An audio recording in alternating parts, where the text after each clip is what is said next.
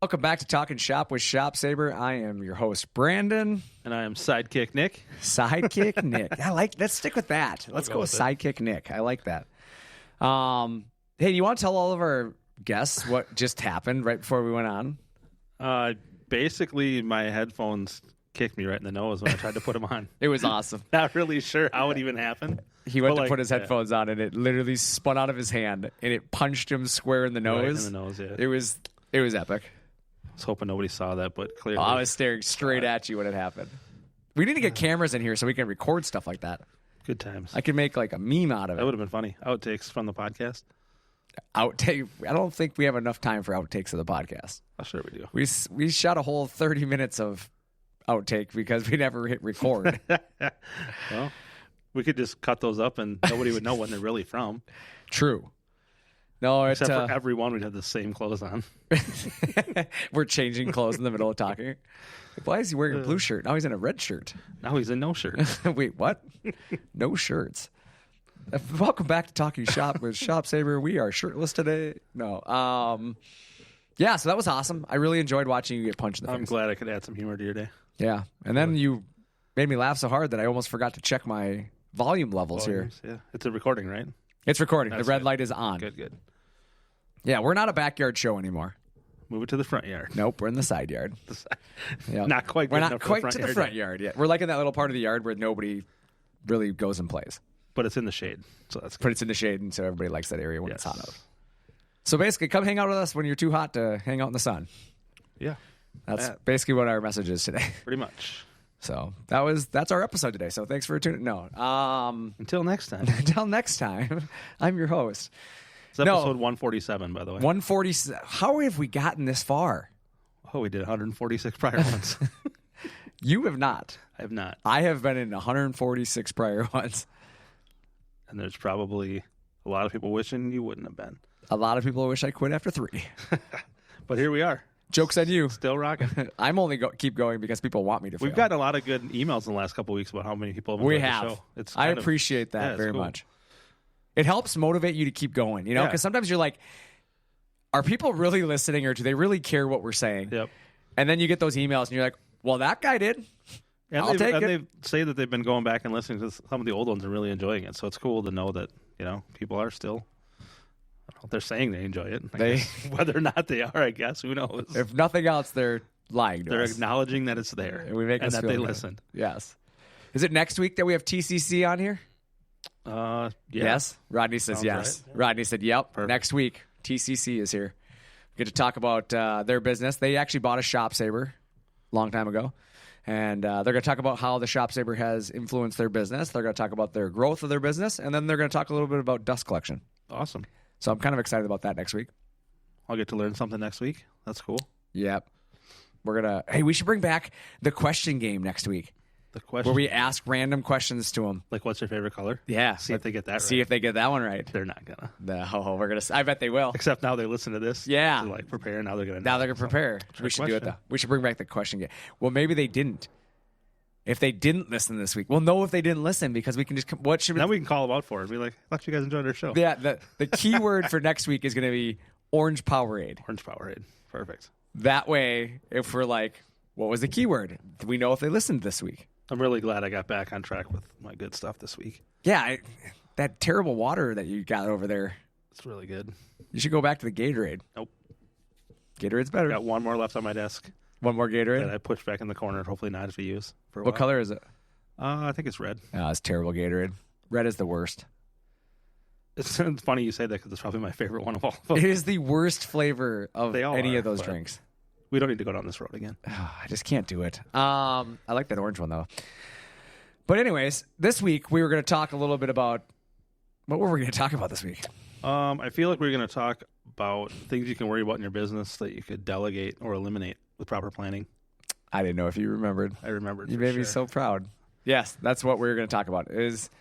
What brought me to that is you just think of how many business owners you talk to, and there's so many business owners that spend so much time worrying about profits, budget, hiring, firing, growing, all of those type of things, but they're forgetting about the one key part to all of that, actually running the business. Running the business, right? That's the thing that makes it all happen. Yep. And sometimes I think, like, just in life in general, we all find ways to kind of distract ourselves, right? For sure. And I saw a quote the other day that says, "You're getting distracted. Get back to what made you successful." I just saw it. Like, it was a quote somewhere. And it's like, it's the truth, though. Like, you think about that and you're like, sometimes you just get distracted, right? Mm-hmm. And it's not distracted in a bad way. There's so much going on that it takes your focus off the little things that probably make the biggest differences. Yeah, for sure. And that is running your business, right? Yep. And, you know, the thing I want to talk a little bit about is, like, how you can really properly plan for success, right? And taking the time to understand things like labor costs, you know? That's something that I think a lot of people kind of lose track of. I think as early ages of a business, you probably understand your costs, right? It's the most important part of it is, right? Yep. Can I afford to buy that? And then if I'm going to buy it for that much, how much do I sell that for, right? Or vice versa. You know, if I have to build this, how much was the material cost so I can sell it? And really, I feel like understanding those labor costs, understanding your product margins, you know, your product costs, that will help you scale your business, I think, better than really most things, right? Well, I think a lot of those things you have to pay a real good amount of attention to, right? Because they're kind of an ever-changing thing. I mean, material costs change quite a bit, right? Right. So you have to kind of follow along with what's going on in that area to make yourself continually as profitable as you want to be. Because if you just ignore those things and your cost doubles, but you don't, you know, up your price or your cost of doing business, obviously you're going to lose that money. And I think that's my point of this, is that so many business owners get caught up in that stuff that they're like, well, they're trying to do business on costs from 10 years ago. Yep. And if you don't, like, really go back and reevaluate your business, right? Like, employee costs have gone up. Rent has gone up, right? Electricity's gone up. Absolutely. Like, all of these things within your business have gone up. But if you're still pricing your product like you did 10 years ago, it came from somewhere, right? Yeah. And it's your margins. Yep. It's your profits. So, you know, when business owners, you know, they used to, you know, at some point you focused on those things, right? I mean, you came up with your price somehow, right? Yep.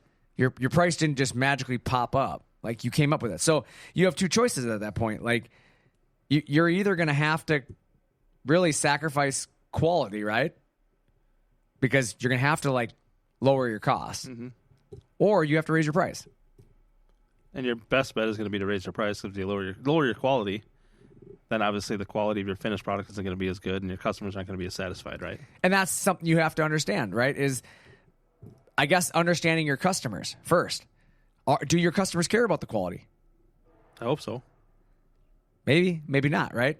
I mean, it depends on the product. But everybody's different. But as a business owner, don't you want to put out the highest quality you can and hope that your customers also want to see the highest quality you can put out? My question to you is, when you go shop for toilet paper, do you buy on quality? 100%. Do you? Yes. Or do you buy on price? No, definitely not price. Right. You don't want the single ply, right? Absolutely not. Nobody wants the finger pushes through. Definitely not. I'm glad you said it, because I wasn't sure if I should. No, but it's like the truth. Like, that's how I always look at it. It's like, your business, you should be considering it like shopping for toilet paper, right? Yep. There is cheap out there, but being cheap rarely produces long-term success, right? Yeah, rarely. You're right. I mean, like you said, you might sell a few rolls of toilet paper. Yep. But they're not coming back and buying your brand if it's the one ply, right? No, definitely not. It's the return business is that comfort level, right? It is the ability to know that, like, when I'm investing in something, you know, your cabinets, your sign, your fab shop, whatever I did with your business, I want to know that, like, the investment I made was worth it. And I'm a person, personally, if I find a product I like, even if their price goes up a little bit, I'll continue to support that product. I'm with you on that for sure. And I think there's a lot of people that are like, I won't do that, right? Liars. I will just for the simple fact that I know the quality that I'm getting. My question is for people who say that they wouldn't, do you still shop at fast food places? Yeah. Do you stop at any fast food place ever? Because their prices have all gone up. They have. Right? Yep. Significantly. Yep. Think about COVID. When COVID hit, pre-COVID, you used to be able to go into any fast food restaurant, sit down, eat. They had McDonald's had the play places, all the ball pits, all that stuff, right? Yep. How many places have indoor service nowadays? Not many. A lot less than there used to be. It's a lot of drive-through stuff. Yep. And the indoor services are a lot more scaled back. It's kiosks that you check out yourself on, right? Yep. It's changed the model, but people still go back. Mm-hmm. I just think that there's certain things in life that people will always pay for no matter what, whether it's Netflix. fast food, coffee, Netflix. I'll never cancel Netflix. It's like triple the Why price wouldn't you? since I started it, but whatever. That's why I bring it up. It's still there. How many people have said if they raise their price again, I'm canceling? And then they don't. About 1 million. Yeah. And 1 million have not canceled. And then they said, if they start not letting me share my password with people, I'm canceling. You know what people really did? Opened their own accounts. Correct. It worked for Netflix. Like the actual statistical, like if you go look at the Netflix stuff, like the statistics prove that people signed up for more accounts after they did that. And Netflix was smart. Now they doubled their subscriptions. I was one of them. Yeah, heck yeah. I used to use my in-laws login all the time. And then it started telling me, it started giving me the little error message, you are not in the correct location. You could not do this. Son of a. Yep. And instead of, and I'll be honest, I tried to play hardball for 2 months. It's like, I'm not going to log into Netflix. And then I used up everything I had on Prime and DirecTV. And I was like, well, guess we're going back to Netflix. Yep. And then now I'm on Netflix. And it's like, honestly, it's probably better because now I have my own account. And the funny thing with that is remember when we all were deciding we're going to cut the cord because we're going to save all this money? Right. And we're going to only pay a third of the amount of money? No, they just all got smart, and now you pay for every single thing you did and spend the same amount of money. But you don't spend the same amount of money, though. Honestly, you still don't. It's probably pretty close. No, I added it up a month Really? ago. Yeah, I wanted to verify because I was really mad about that, and I wanted to see. That was when I signed up for Netflix, for the record. I probably save $40 or $50 a month. That's what I'm saying. I saved $64 a month. But still, the fact that within the next year, we'll probably be back up to the same price. Maybe. Because they just we keep might little be. things. Yeah. But the point being is that, like, that's the difference. Is like, for the convenience side of it, for the quality side of it, like, I feel like I have more selection now, though, Oh, yeah. than I had back then. Yep. And right now, I'm saving money. So even if it does get back up to it's still a better selection. For sure. Right? You have more streaming options, more movie options. Like, when I used to pay for cable, you didn't have movie options. No. Like, you had the 3 movie channels, right? And whatever was on is what you're going to watch. Yep. Yeah, or you paid for pay-per-view. Or you found some shady website on the internet to try to stream stuff. And there's still people that do that. And then your computer gets infected with viruses and whatever. Yeah, or the TV goes out in the middle of the 9th inning. Yep. Bases loaded because the stream goes down. You're like, no! But if you're watching the Twins, you know they're not going to score anyways, so it's fine. You know the ending. And then you lose. Yeah, it's... But what in the end, what did those companies all end up doing? They're like, okay, everybody's cutting the cord and going to other stuff. So what do? They spun off their own little streaming service or whatever to try to make some of that money back. DirecTV was one of them. Right. I have DirecTV Stream. I had DirecTV at one point. I cut DirecTV out because I'm like, I'm not going to spend this stupid amount of money to have my TV go out when it rains. Yep. So I went, what streaming services are out there? I ended up on Hulu. And then a buddy of mine was like, you should try DirecTV Stream. I looked it up. Like, I've been on it ever since. I love it. I get all the sports I need, but I can watch TV when it's raining. But that was DirecTV's answer to people cutting their service with them. Well, we'll get you back. Yeah, and it's less money. I pay less now than I did before. And I select the plan that fits my family because every family's different. And yeah, the thing I like about it, even if it all goes back the same, is I have TV when the rainstorms come out. Like that's honestly what made me the most mad about having satellite TV. Some clouds would just sit in the right spot and no signal. What? Yeah, loss of signal.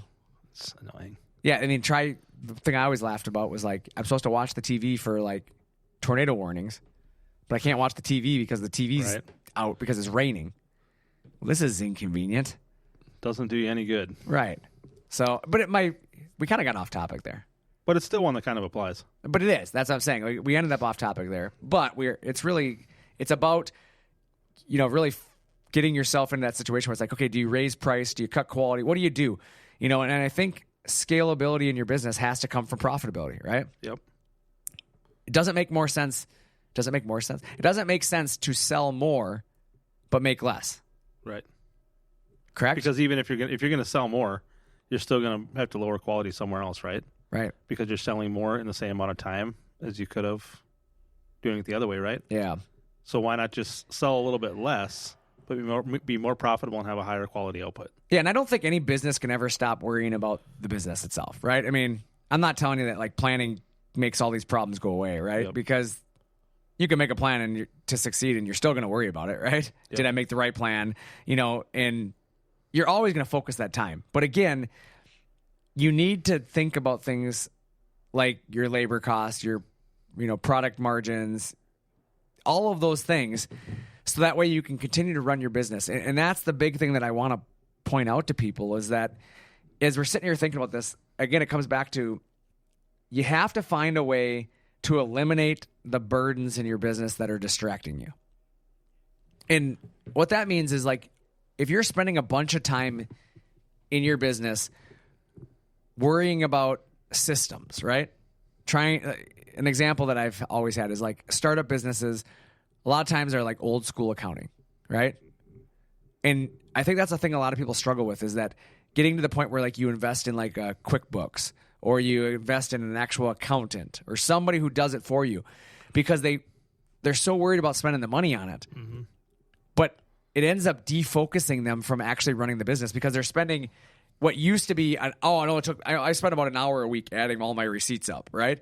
To suddenly you're spending days focusing on trying to allocate where everything's coming from. And you're doing the accounting side so heavily that now you're not doing the sales side anymore. Right. And then obviously not doing the sales side of it isn't going to lead you down a good road, right? Because if you're losing sales, you're not going to, at some point, you're not going to have receipts to do the accounting for. And that's what I was just going to say is that's an easy one to notice that you're ignoring. Okay? That's an easy one. My sales fall, I'm probably in a bad spot. Yeah. But what about the not easy stuff that you end up ignoring? And that's the product margin, right? You're not monitoring how much margin you're making on the product now because you're so busy selling and producing that you're just worried about money in, money out, right? I've made 5 sales. I got to ship 5 sales. But you're not thinking about how much money do I have remaining from those 5 sales. The margin's getting smaller, but because now, okay, I used to sell 1 a month. Now I sell 5 a month. The bank account looks bigger. Yep. But now you need to take the profit from that. Correct. That one piece of machinery or whatever you're selling and put that towards maybe hiring somebody that you can have do that work for you or spending the money, like we talked about before, investing in your business properly to make things work the correct way, right? Right. And that's kind of that's where I was trying to go with this roundabout topic today was to get people to look at that like just because you're growing doesn't always make you more successful. Right. Sometimes you're just doing more work, And then like we've talked about the quality lowers in certain areas, you're failing in certain areas maybe, and just not putting out the best you can because like you said, you're focusing on other things that are hurting your quality and success. Yeah, I'm going to tell you a little story here. It's story time. Several years back. This is pre-COVID. Heck, this is probably, I'd guess 10 years ago.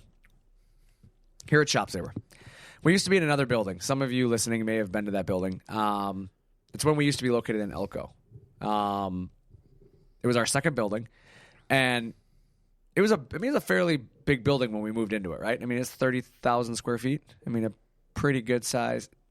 I lied to you. Is it 30,000? No, it was 16,000 square feet. The second building was 30,000.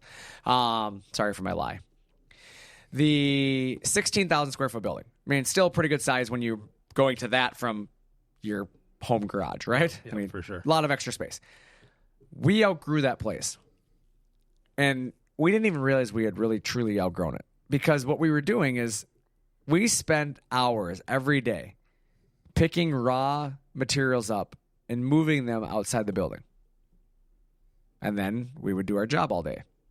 And then at the end of the day, we would go outside and spend, equal amount of time bringing everything back inside so we could shut the building and lock it for the night.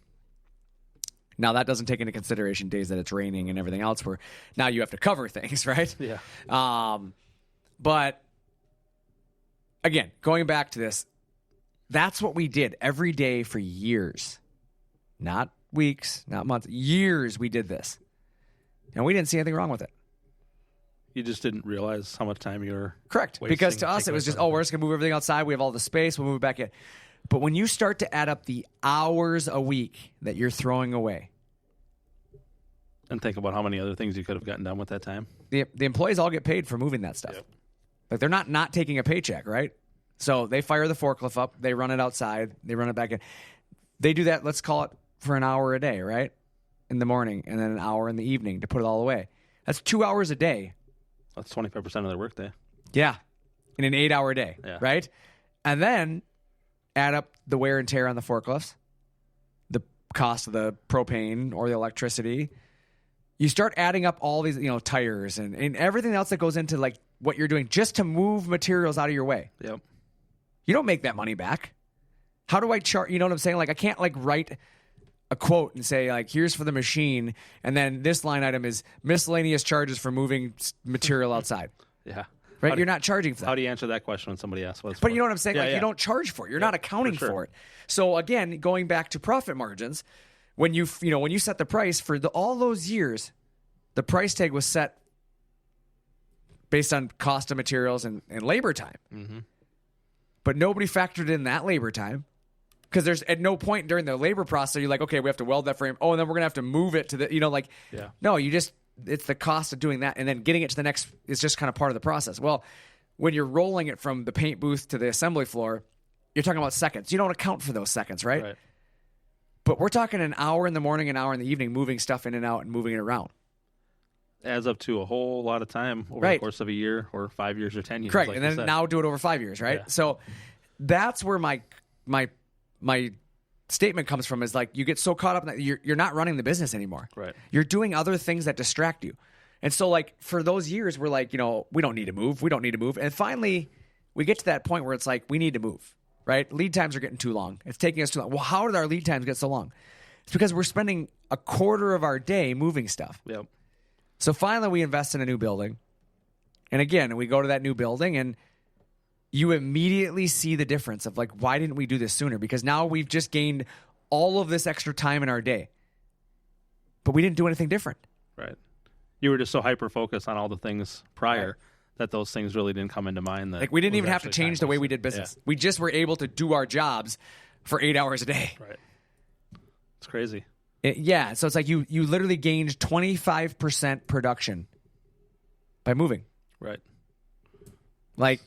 Probably came out way ahead in the end, right? Right, exactly. And that's what I was going to say, is then we outgrew that next building within a year and a half. And it didn't take us a lot to convince ourselves we should move, right? Let's go get the building. But you learn from the prior one, right? What to notice that's going to show you and tell you when you're out of space. Yeah. And they say, there's a phrase that I like to remember, that they say a bad employee will teach you more about yourself than a good employee. And the reason that is a bad employee costs you more, right? For sure. Because a good employee doesn't require you to do their job too. Yeah. So a bad employee will teach you like after the fact's done, right? When you find out you had a bad employee, the hardest thing to do is replace somebody, right? So everybody's like, oh, I don't want to replace that person. Oh, I can't do that. Like, but then when you do it, you're finally like, I should have done that years ago. Look how much easier this is. Right? Exactly. Yeah. Like you don't realize how much you were having to do to overcome that burden. And then it makes you a better company, because at that point you realize what you're never going to do again. Right. And that's the same for bad equipment, bad processes, bad software. Like all of those things, once you realize how bad it was, you'll never do it again. Correct. And that goes back to like kind of why ShopSaver has that slogan of buy your second machine the first time. It's because a bad machine will show you so many more things about yourself. But unfortunately, it comes at a higher cost at that point. Way higher. Because in the end, right? Yeah, like you lose all the time, you lose all the investment, all the money. Like there's so many things that go into that. Well, how many months or years of your time is wasted using bad equipment? I mean, it might get you through here and there, but right. At the same time, if you're having to redo things 2 or 3 times to get it right, or right. you have a machine that is down and not working, and you're having people do things manually and by hand. I mean, there's just so many things that add up to bad when you're not using the proper equipment. And that, again, it goes back to you aren't focused on doing the job. You're focused on the profits and the budgeting and the hiring and the firing, the growing. Like you're so focused on all these little things that you aren't doing what made you successful at the beginning. Correct. And instead of worrying about the hiring and firing, right? Buy a piece of equipment. You're not going to have to hire or fire then.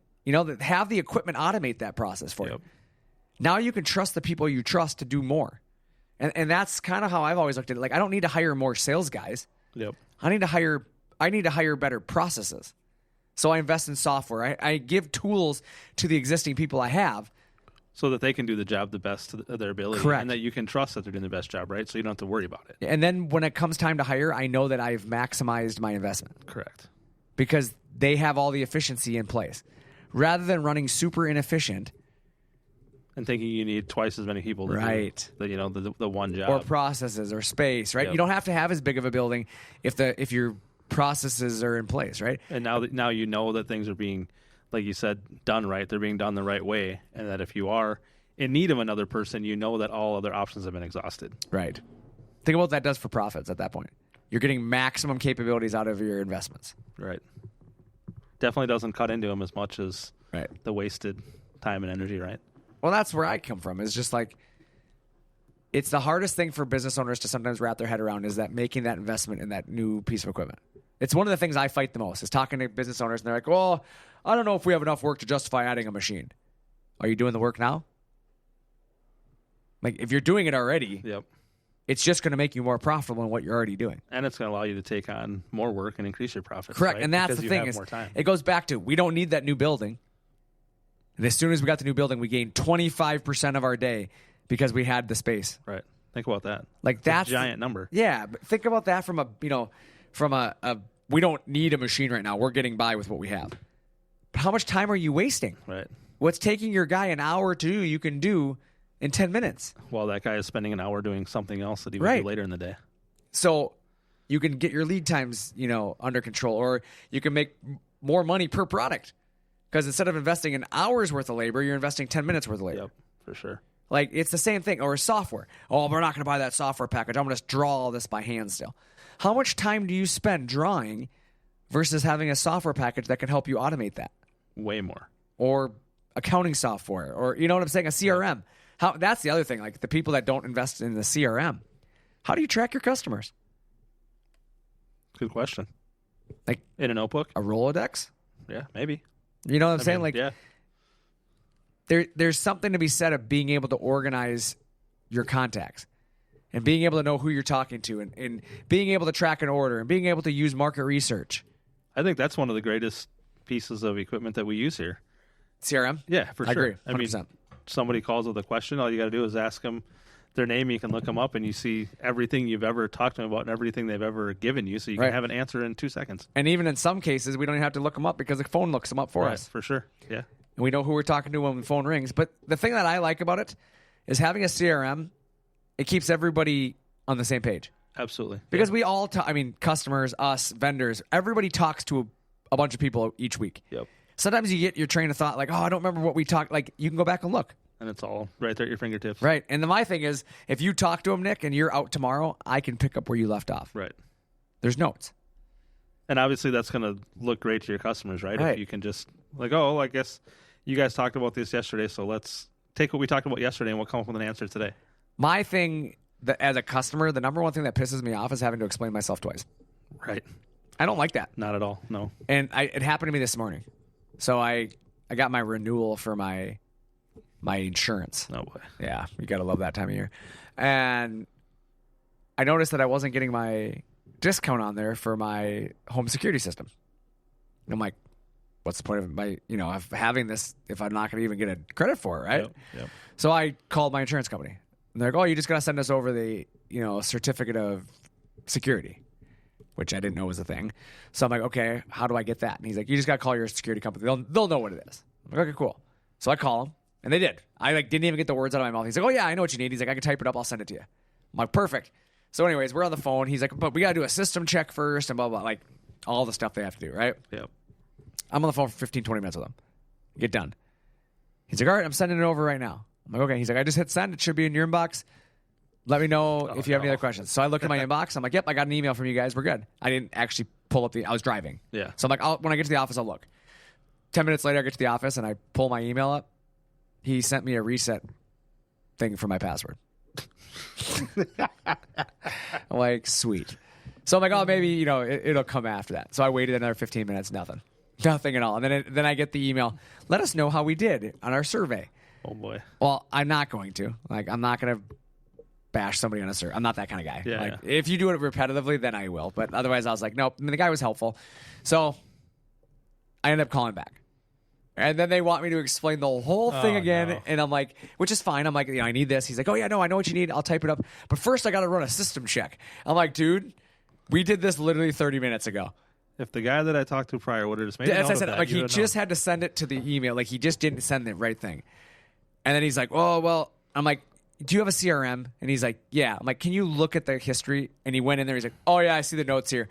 Yeah, I'll just send this over. And I'm like, thank you. Like, but it's like, that's the perfect example. If he didn't have a CRM and knew like why I called, I was going to have to go through another 15-minute system check. Like, oh my God. You don't have an extra 15 minutes of your day just laying around? Right. And that's, that's like, at that point, now I'm at work. Yep. Because I did the whole thing while I was driving to work, figuring out kill two birds with one stone, right? Sure. I'm driving anyways. I'll just get that out of the way.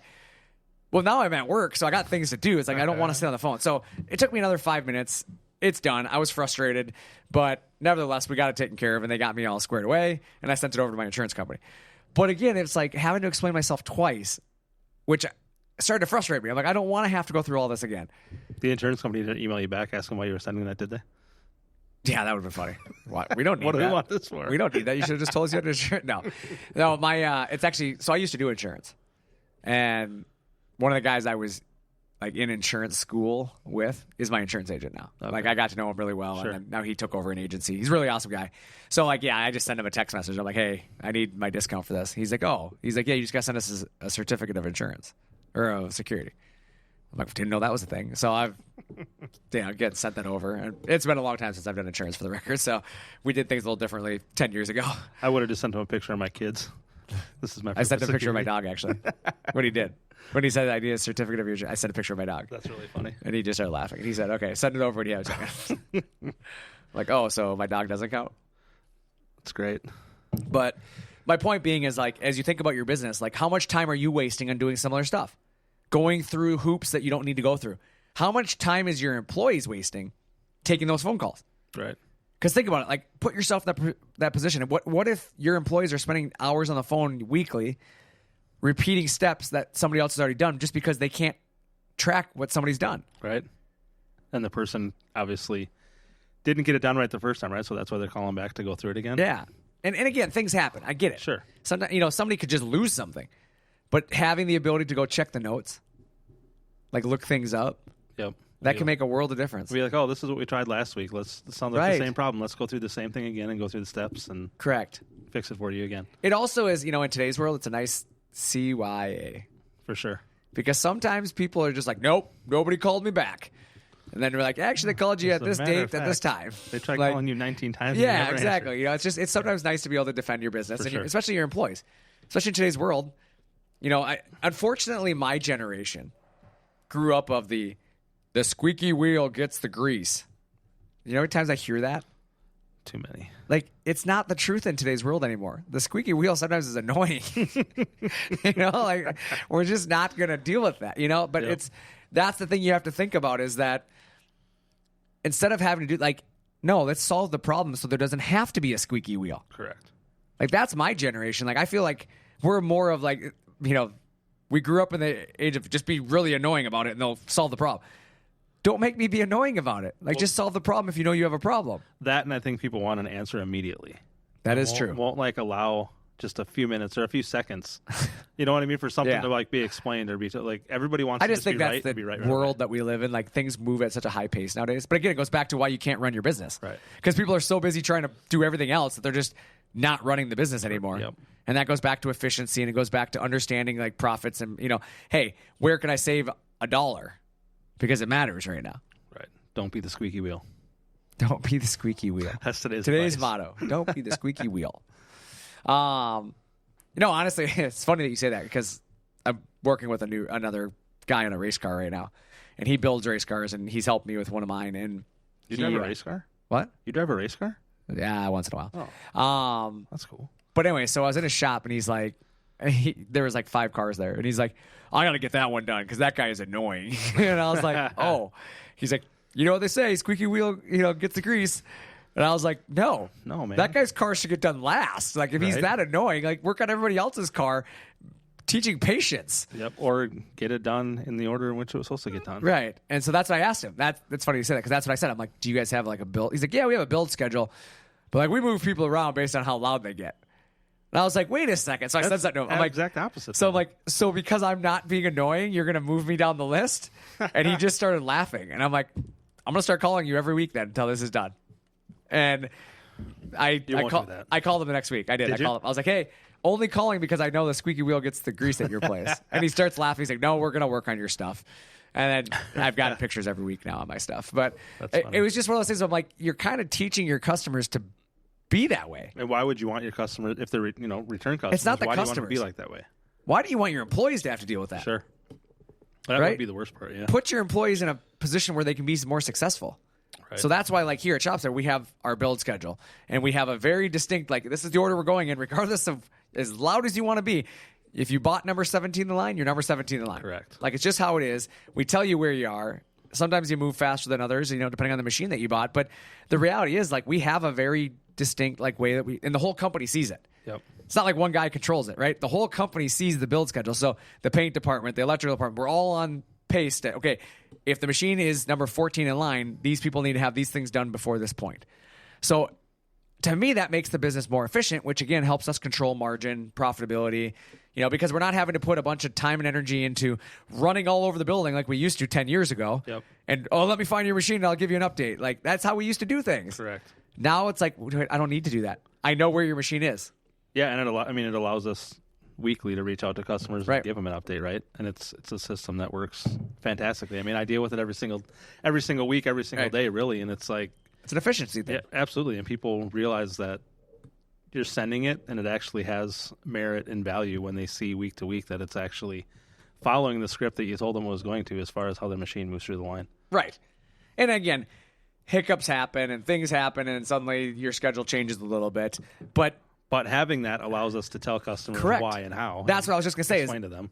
We can then be proactive rather than reactive. Yep. Because the hardest thing we used to have, like 10 years ago, we'd have a bunch of machines in the build, and something would happen with the supplier. And we know it's going to delay machines, but, like, which machines is it going to delay? You just have, like, a list of machines. You don't know which machines it's going to affect, so how do you send an email and say, hey, just a heads up, you got bumped back a week? You don't know. Now we're able to say things like, hey, this happened, or hey, we're running a little behind on this, or, Yep. That's with a purpose, right? We invested time into systems to be able to make us more efficient. So now instead of like somebody spending half their week updating customers, they're only spending hours having to update customers and then focusing on things that actually help those machines get out the door faster. Absolutely. Because otherwise you sit on the phone the whole time and you don't get anything done. Or you're like, hey, well, let me write down your info and I'll run out there and dig around for a few hours and see what I can find out for you.